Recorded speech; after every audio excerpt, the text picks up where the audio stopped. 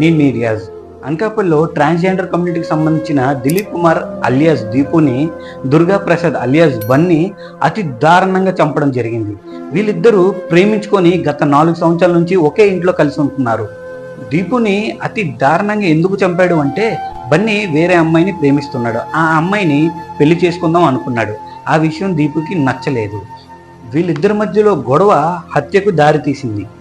దీపు బాడీని 3 ముక్కలుగా నరికి బ్యాగుల్లోని బెడ్షీట్లలోని తీసుకొని వెళ్ళి 3 ప్లేసుల్లో పారేయడం జరిగింది.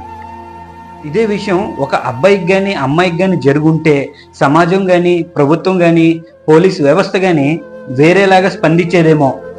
సో ఈ కేసులో దుర్గా ప్రసాద్ని అలియాస్ బన్నీని కఠినంగా శిక్షించాలని, దీపుకి జరిగిన అన్యాయం మరో ట్రాన్స్జెండర్కి జరగకూడదని కోరుకుంటున్నాం.